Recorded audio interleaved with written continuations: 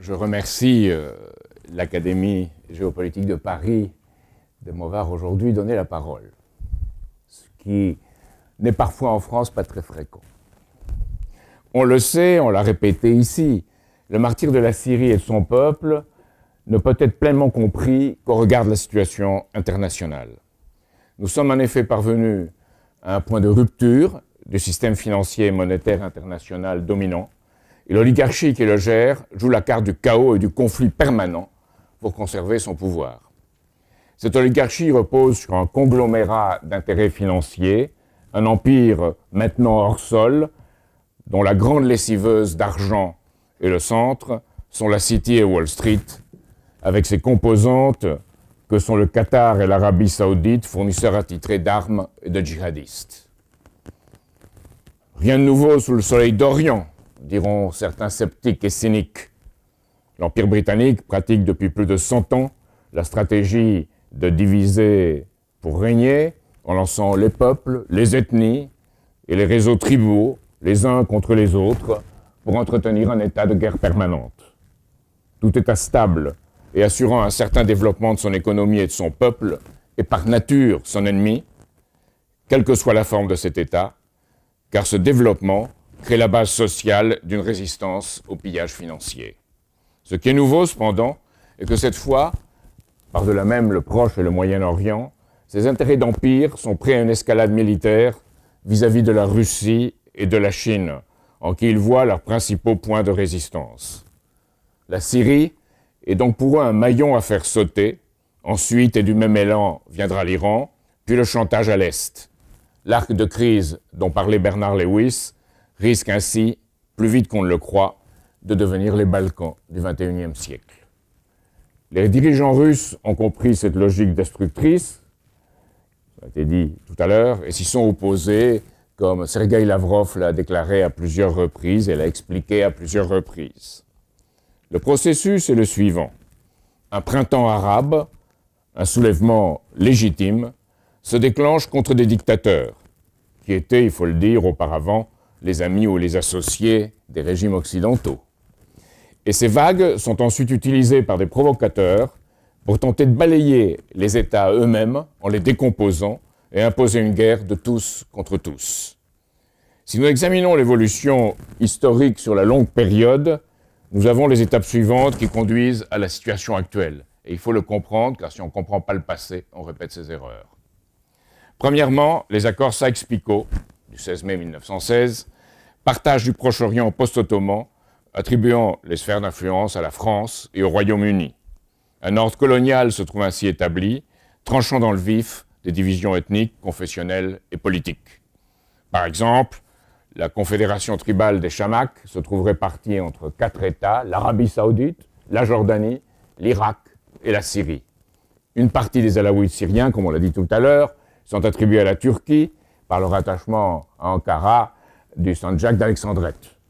Ce partage est fécond en conflits futurs. Cependant, pour un temps, les élites militaires et nationalistes, avec leurs dictateurs, comme Saddam Hussein en Irak et Hafez al-Assad en Syrie, s'érigent en gardiens de ces frontières arbitraires tracées par le colonisateur et tentent de faire émerger une classe moyenne dans leurs pays respectifs. Deuxièmement, l'invasion de l'Irak par les États-Unis ébranle cet équilibre instable à partir de 2003. Il était déjà ébranlé, mais l'ébranlement, définitif, c'est 2003. Les idéologues néoconservateurs américains, inspirés par leurs amis britanniques, veulent alors faire de l'État le plus fort de la région, l'Irak, un État faible, fédéral et fondé sur une logique ethnique et confessionnelle. Il s'agissait d'en finir avec le vieux nationalisme arabe, représentant un point de résistance possible et manifestant une hostilité radicale vis-à-vis d'Israël. Voilà les deux raisons de ce qui s'est passé. Certains aux États-Unis ont cru sans doute à la possibilité de reconstruire cet État. D'autres cependant, une majorité, devenue dominant dans l'Empire britannique se transformant en empire anglo-américain, ont pensé que le moment d'équilibre relatif ne pouvait plus durer et ont volontairement ouvert la boîte de Pandore des rivalités entre Kurdes et Arabes, chiites et sunnites, musulmans et chrétiens d'Orient, et ainsi de suite. Aujourd'hui, la Syrie est le pion suivant l'Irak. Sous prétexte de démocratie, c'est la cohérence même de l'État qui est visée. Après la Libye, pour déstabiliser la Syrie, ce sont les réseaux terroristes, baptisés sous le nom d'Al-Qaïda, qui se trouvent mobilisés. Recyclage en Syrie de djihadistes combattant en Libye, on l'a dit, ou ailleurs, à partir de Benghazi notamment, par tous les réseaux mobilisés là-bas dans la guerre contre le régime de Kadhafi, on connaît la personnalité de M. Belhadj ou bien d'autres. Certains, qui ont passé par Istanbul d'ailleurs, y ont été officiellement repérés. Al-Jabhat al-Nusra est devenu le fer de lance de l'armée syrienne dite libre, au sein de laquelle des petits groupes se disputent le pouvoir et l'argent. Et les réseaux tribaux de Chamak, auxquels appartiennent le roi d'Arabie Saoudite et le prince Bandar, ont été mobilisés par Riyad pour armer les rebelles de l'Est syrien. La poudrière visant à entraîner la Chine et la Russie dans un affrontement en espérant qu'elles s'inclinent devant le chantage a été mise en place à partir du Londonistan. Le même Tony Blair, qui a fait établir le dossier sur les armes de destruction massive pour servir à la guerre contre l'Irak, a récemment déclaré que la guerre contre le terrorisme et les dictateurs s'étendrait sur une génération. Il l'a dit de cette façon. L'oligarchie, après la phase Sykes-Picot de gestion impériale par État interposé, est passée à la phase ultérieure, qui est la phase de gestion de guerre permanente. Le même Tony Blair a déclaré en 1999 à Chicago que le monde de la paix de Westphalie, le monde des États-nations, allait prendre fin. Le résultat, un empire universel gérant un conflit permanent. Que cela soit viable ou non, c'est le but poursuivi, le dépérissement des États en féodalité ethnique et l'annihilation même du concept d'État-nation qui est poursuivi. Je pense, heureusement, que ce n'est pas viable. Cependant, aujourd'hui, la France ne fait rien pour arrêter la machine infernale, bien au contraire. Nous pratiquons une politique de droit d'ingérence, comme on l'a dit, en Syrie, en reconnaissant une coalition nationale syrienne qui, logiquement, n'arrive même pas à s'entendre avec elle-même. Nous préconisons l'intervention en vue d'un changement de régime entamé en Libye sous le vocable de responsabilité de protéger. On a ajouté l'hypocrisie au non-droit. C'est conforme à la doctrine réaffirmée par Bernard Kouchner ce 17 février dans le journal du dimanche. Ce n'est pas que Bernard Kouchner soit quelqu'un d'important, mais ce qu'il a dit est révélateur. Et c'est conforme à la logique des néoconservateurs américains et de l'ordre financier impérial de la City. C'est tout à fait contraire à notre propre tradition historique, qui est de reconnaître des États et pas des régimes. Raison pour laquelle Charles de Gaulle, d'ailleurs, avait reconnu l'État chinois dirigé par Mao Tse-tung, bien qu'il se fût agi d'un dictateur de la pire espèce. Aujourd'hui, c'est la Russie qui, il faut le dire, paradoxalement, je ne le dis pas pour plaire aux Russes, mais je le dis parce que c'est la vérité, est le pays qui s'en tient à la doctrine qu'hier nous défendions nous-mêmes. Alors que nous sommes en Syrie, et auparavant nous l'avons été en Libye, avec Nicolas Sarkozy et Bernard-Henri Lévy, ralliés à la politique de l'empire financier, que vous pouvez appeler britannique par sa tradition et anglo-américain par ses muscles. Nous prétendons certes aider les combattants réellement démocratiques en Syrie.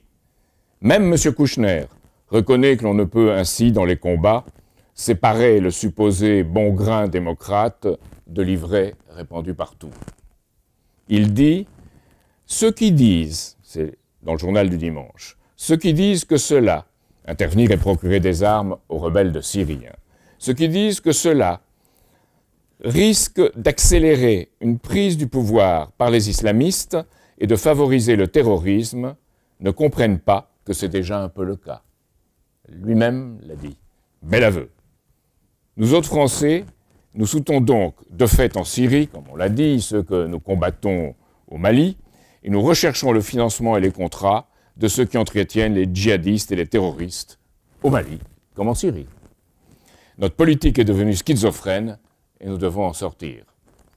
Ma conviction est que le chaos permanent ne peut conduire dans le monde qu'à un embrasement général.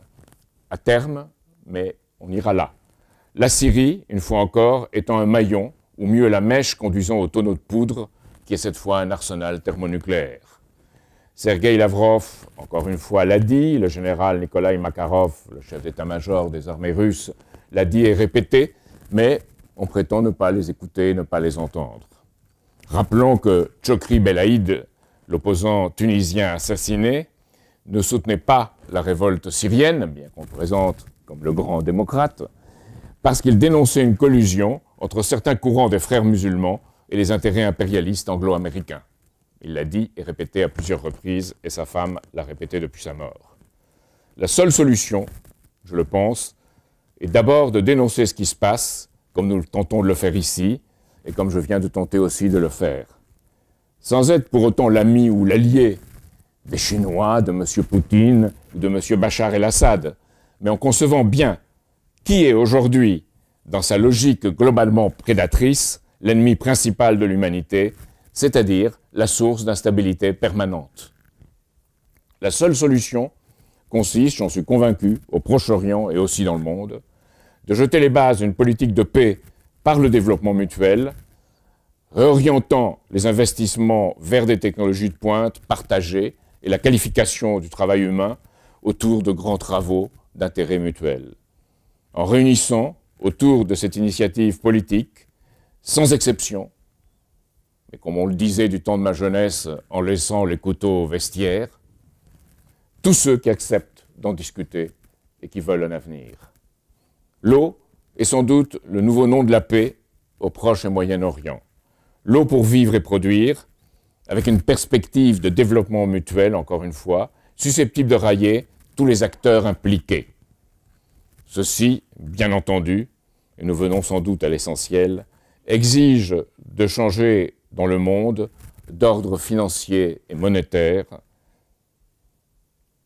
avec des chefs d'État cessant de se soumettre et désormais s'imposant aux intérêts de la City, de Wall Street et à cette conception d'empire. Est-ce une utopie? Est-ce un rêve? Je suis convaincu que non, car c'est en allant comme on va et en intervenant comme on le fait qu'on se dirige vers une destruction mutuelle assurée. Merci.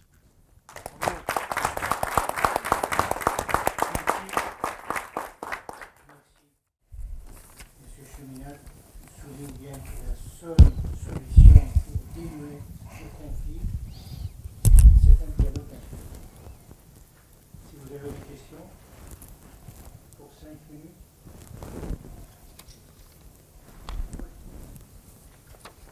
Je suis John Lockland, le directeur des études de l'Institut de la démocratie et de la coopération. Je partage à 99% l'analyse que j'ai. Heureusement qu'il y a un petit point de désaccord avec lui. Vous disiez que les néoconservateurs et de manière générale l'Empire américain étaient d'inspiration britannique.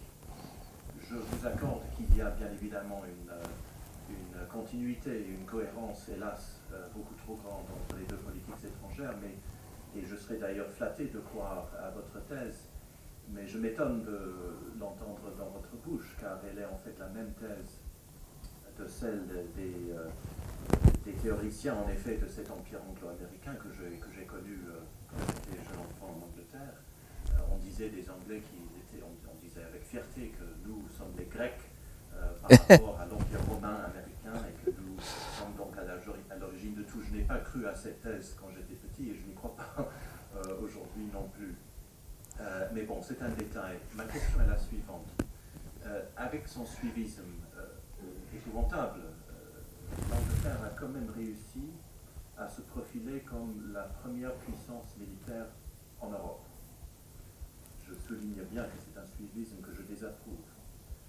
Mais je me demande, et je vous pose la question, croyez-vous que la France, avec l'initiative qu'elle a prise en Libye et qu'elle prend maintenant en Mali, le fait par imitation de cette politique britannique? Autrement dit, la France veut-elle peut-être, par le biais de ses ingérences, un peu redorer son blason sur le plan militaire en Europe?